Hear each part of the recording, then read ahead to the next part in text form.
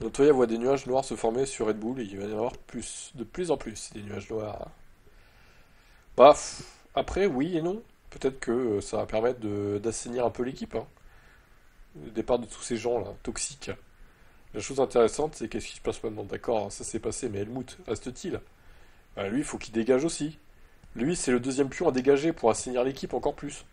Celui qui prendra ce rôle voudra tout contrôler à ce moment-là. Helmut contrôle tout, les pilotes, tout le système, à moins que Helmut ait également participé à prendre cette décision.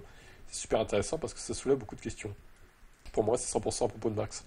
Tout tourne autour de lui, dans n'importe quelle direction. Regardez, ils ont perdu Adrien Newey, ils ont perdu Jonathan Whitley, ils ont perdu une grande partie du leadership au sein de Red Bull.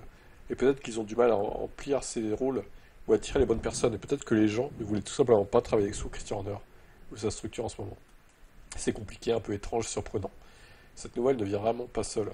Je pense qu'il va y en avoir plus à venir. C'est mon opinion personnelle, sans rien savoir dessus, hein. Pour moi, à assainir Red Bull, il faut donc virer Horner, c'est fait. Il faut virer Marco au plus vite. Et il faut virer Verstappen. Enfin, Verstappen doit partir, quoi. Et à ce moment-là, peut-être qu'on va retrouver une équipe Red Bull acceptable, avec une belle image, comme dans les premières années, finalement. 2005, 2006, 2007, même 2008, même si 2008, bon, Toro Rosso était régulièrement devant, Red Bull. Franchement, c'était des équipes sans aucun problème, sans aucune image écornée, hein. C'était fun, Red Bull, c'était bien. Alors vous allez me dire, oui, mais tu dis ça parce que ça gagnait pas à l'époque. Non, ça n'a rien à voir en fait. Même en vrai, 2009-2010, ça allait. Ça allait, c'était pas des équipes problématiques. Bon, par contre, quand ça a commencé à dominer les courses, à ne pas obéir aux consignes d'équipe, à, on va dire, traiter le pilote numéro 2 comme une merde, hein, Mark Webber, il n'a pas eu de cadeau non plus de la part de Red Bull, hein.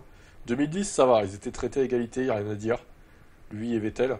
Par contre, à partir de 2011, là, le chouchou Vettel, voilà, c'était le remake de Verstappen, quoi. C'était tout pour lui et rien pour l'autre, quoi. Ça a toujours été. À partir de là, ça a commencé à vriller, quoi, clairement. Puis après, ça a été les épisodes avec Renault qui se faisait critiquer.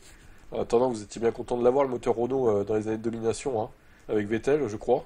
Donc voilà, après, il y a eu Verstappen, bon, on sait ce qui s'est passé. Ça n'a fait qu'empirer, quoi. Donc moi, bah écoutez, moi je considère que c'est une équipe toxique maintenant. S'ils font des efforts, s'ils virent les bonnes personnes, et si je vois que ça devient plus cool, plus fun, moins toxique, plus normal, je reconnaîtrai qu'ils ont changé. Voilà. Faut savoir aussi reconnaître quand une équipe devient meilleure, et j'espère que ça sera le cas pour cette équipe. Putain, le trio infernal là. Oh la vache, les trois mousquetaires, vraiment, là. La gueule de Marco là. Il se dit, putain, quand c'est qu'il va dégager Horner? Je vais bientôt te virer, t'inquiète. Ah là là là là, quelle équipe.